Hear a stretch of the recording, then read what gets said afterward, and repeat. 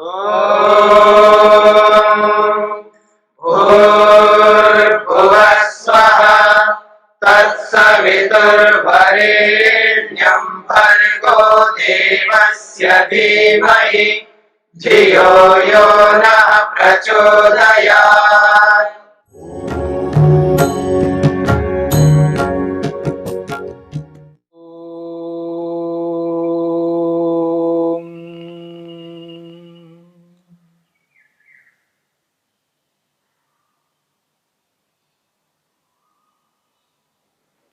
योग में मन की वृत्तियों की चर्चा हो रही है। मन की पहली वृत्ति प्रमाण वृत्ति। 3 प्रकार के प्रमाणों में अनुमान प्रमाण को लेकर के हम विचार कर रहे हैं। महर्षि वेदव्यास के अनुसार अनुमान प्रमाण की परिभाषा आपने सुनी। स्वामी दयानंद सरस्वती जी के अनुसार अनुमान की परिभाषा आपने सुनी। एक और परिभाषा है अनुमान प्रमाण की। अनुमान को अनुमान क्यों कहते हैं? महर्षि वात्स्यायन लिखते हैं, मीयते मितेन लिंगेन अर्थस्य पश्चात्मानम अनुमान। मितेन लिंगेन, मितेन ज्ञातेन, लिंगेन लिंग से। लिंग का अर्थ है या लक्षण, चिन्ह। जाने हुए चिन्ह से पश्चात्मानम, बाद में जाना जाता है, उसका नाम है अनुमान। मितेन लिंगेन अर्थस्य, वस्तु के जाने हुए लिंग से, चिन्ह से बाद में जो जाना जाता है उसका नाम है अनुमान। उदाहरण के लिए धुएं को देखा और धुएं को देख करके अग्नि का अनुमान किया। यह सरल उदाहरण है। तो अर्थस्य, वस्तु के, किस वस्तु के? अग्नि रूपी वस्तु के। मितेन लिंगेन, जाने हुए लिंग से, जाने हुए चिन्ह से। तो जाना का क्या गया है यहां पर? धुआं। तो जाने हुए धुएं से पश्चात बाद में मानम ज्ञान हो रहा है अग्नि का, इसी का नाम है अनुमान। प्रत्यक्ष में हमने विचार किया, प्रत्यक्ष 5 प्रकार का होता है। 5 ज्ञानेंद्रियों के माध्यम से 5 प्रकारों से हम प्रत्यक्ष ज्ञान करते हैं। यह बाह्य प्रत्यक्ष है। बाहर के वस्तुओं को हम जो प्रत्यक्ष करते हैं, ये 5 ज्ञानेंद्रियों के माध्यम से हम प्रत्यक्ष करते हैं। और एक प्रत्यक्ष होता है आंतरिक प्रत्यक्ष, अंदर से प्रत्यक्ष करते हैं। सुख का प्रत्यक्ष होता है, दुख का भी प्रत्यक्ष होता है। प्रत्येक मनुष्य को सुख और दुख का प्रत्यक्ष होता है, वो आंतरिक प्रत्यक्ष है, जिसको हम मन से प्रत्यक्ष करते हैं। वो एक प्रकार का प्रत्यक्ष हो गया। बाहर के जो प्रत्यक्षों का प्रकार है वो 5 प्रकार हो गए, और आंतरिक जो प्रत्यक्ष है, मानसिक प्रत्यक्ष, वो एक प्रकार, 6ठा प्रकार हो गया।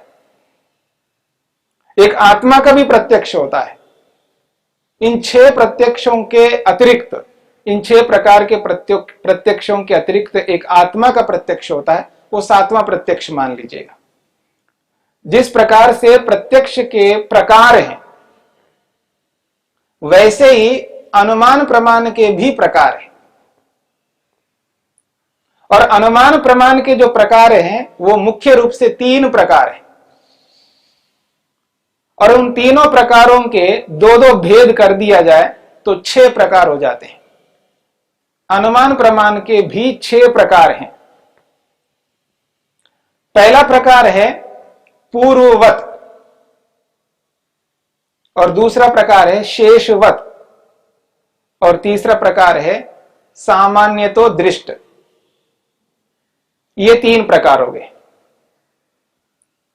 पूर्ववत एक प्रकार है, इस पूर्ववत के 2 भेद करेंगे, ऐसे शेषवत के भी 2 भेद करेंगे, सामान्य तो दृष्ट के भी 2 भेद करेंगे।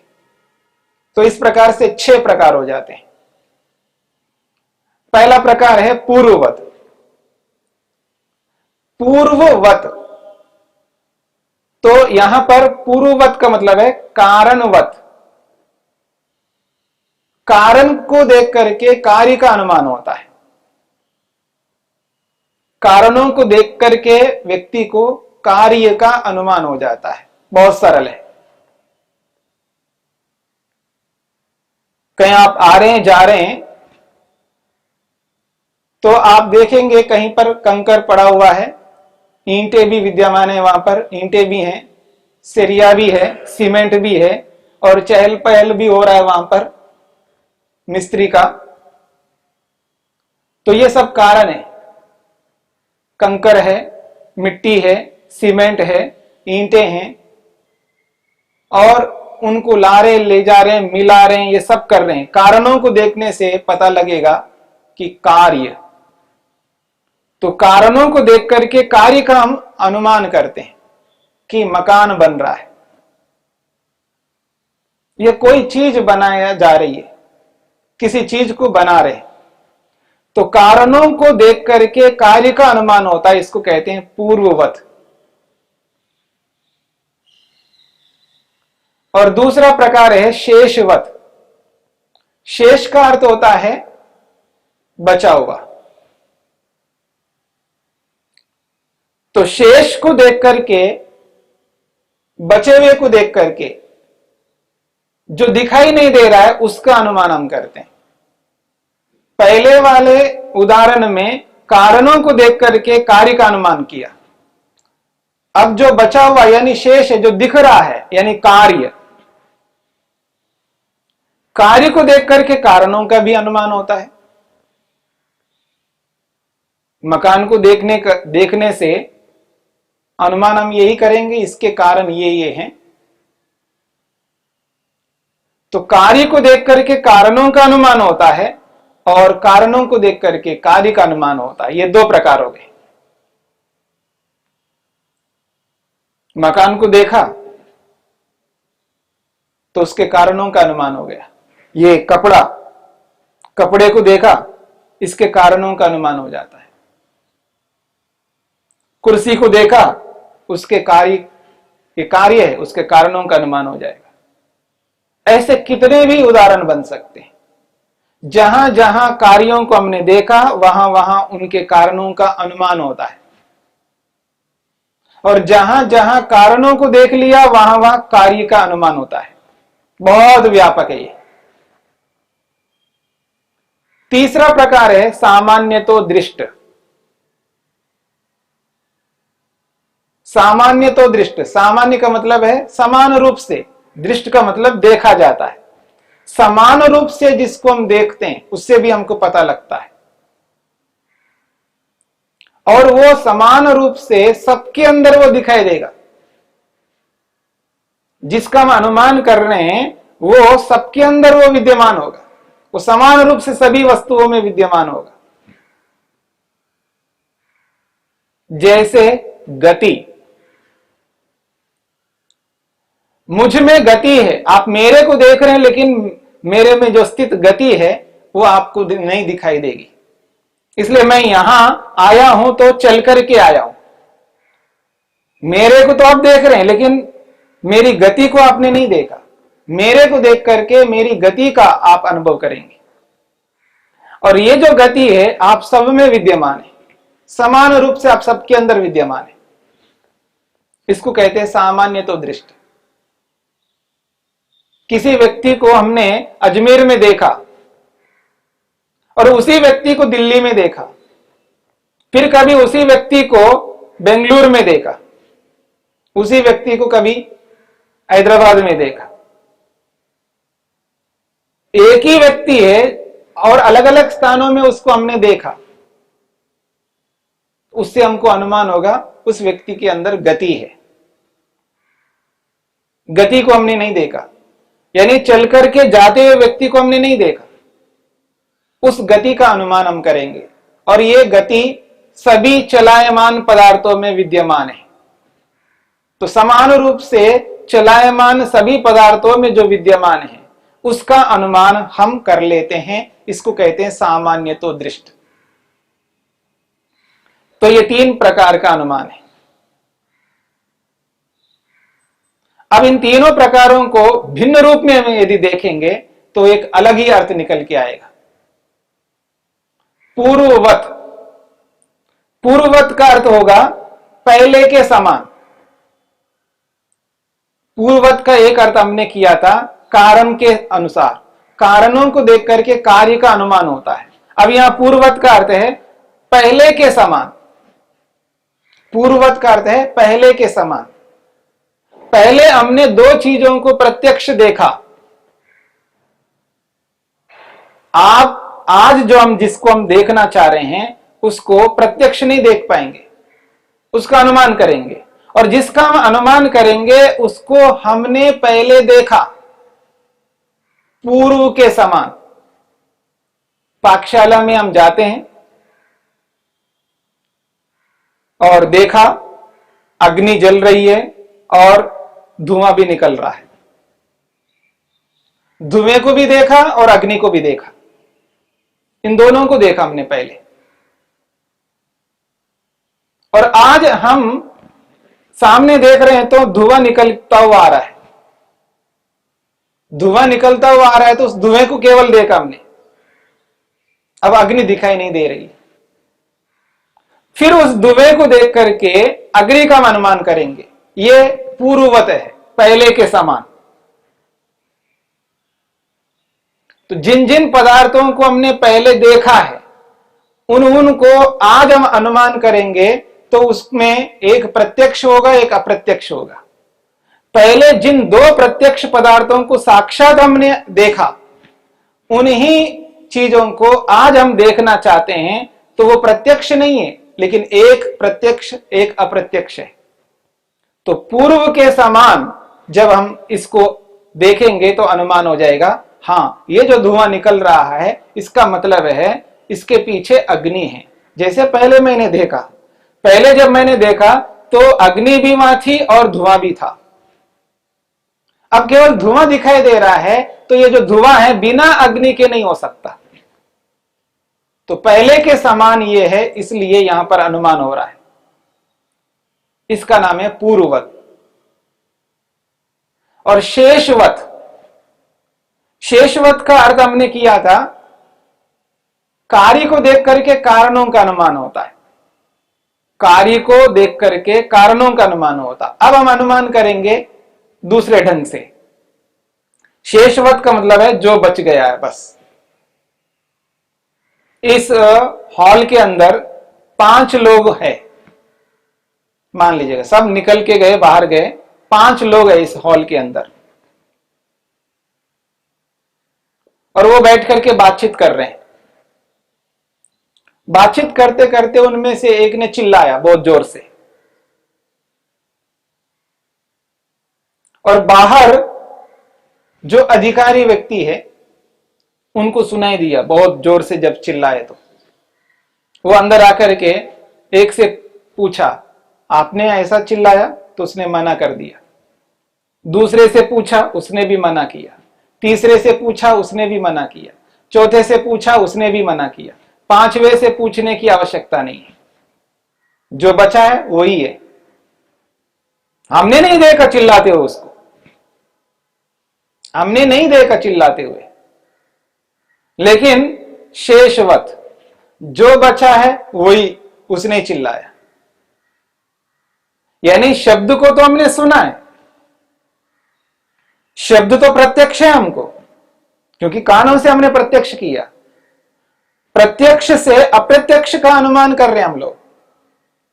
अनुमान का अर्थ ही यह है, प्रत्यक्ष से अप्रत्यक्ष को हम अनुमान करते हैं। तो यह है शेषवत का अर्थ, बचे हुए के अनुसार हम उसको अनुभव करते हैं। यह दूसरा प्रकार हुआ। तीसरा प्रकार है सामान्यतो दृष्ट। सामान्यतो दृष्ट का अर्थ हमने किया है कि एक समान रूप से सभी के अंदर विद्यमान होता है, जैसे गति को लेकर के हमने विचार किया। अब यहां सामान्यतो दृष्ट का अर्थ यह होगा भिन्न, जिसको हमने देखा ही नहीं है उसका भी हम अनुमान कर सकते हैं। जिसको हमने पहले नहीं देखा, एक बार भी नहीं देखा, हाँ याद रखना, जिसको हमने कभी नहीं देखा,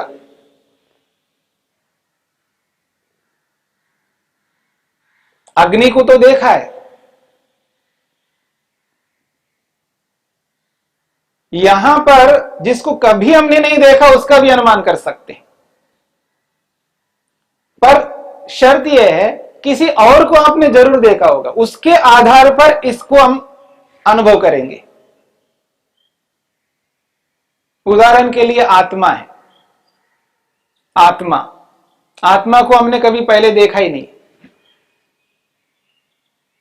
आत्मा को हमने पहले कभी नहीं देखा, लेकिन अनुमान कर सकते आत्मा का। कैसे? गुण और गुणी ये दोनों साथ साथ रहते हैं। गुण और गुणी ये दोनों साथ साथ रहते हैं। ये जो कपड़ा है, इस कपड़े को आप गुणी कहिएगा, और इसमें ये जो ऑरेंज कलर है, ये जो गेरुआ कलर है, ये है उसका गुण। गुण और गुणी दोनों एक साथ साथ रहते हैं। ऐसे हम जो भी पदार्थों को देखते हैं वहां इसी प्रकार से देखते हैं। बहुत सारे पदार्थों को हमने देखा गुण और गुणी के माध्यम से। अब इसके आधार पर जिसको हमने कभी नहीं देखा उसका भी अनुमान कर सकते हैं।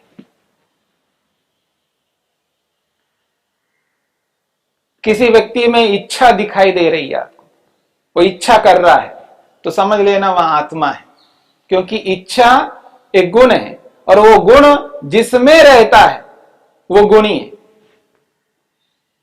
इच्छा जड़ वस्तु में नहीं रह सकती, चेतन वस्तु में ही रहेगी। इसलिए इच्छा को देख करके उस इच्छावान आत्मा का आप अनुमान कर सकते हैं। आत्मा को हमने कभी नहीं देखा पर अनुमान कर सकते हैं। तो ये जो सामान्य नियम आप सब जगह देखेंगे, गुण और गुणी, इसके आधार पर गुणों को देख करके गुणी का हम अनुमान कर सकते हैं।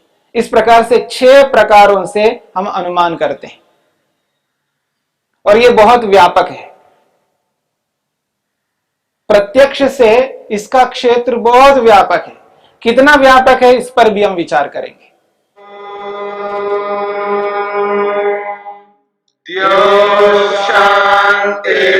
शांतिरंतरिक्षं शांति पृथिवी शांतिरापः शांतिरोषधयः शांतिः वनस्पतयः शांतिर्विश्वे देवाः शांतिर्ब्रह्म शांति सर्वं शांति शांतिरेव शांति क्षमा शांतिरेधि।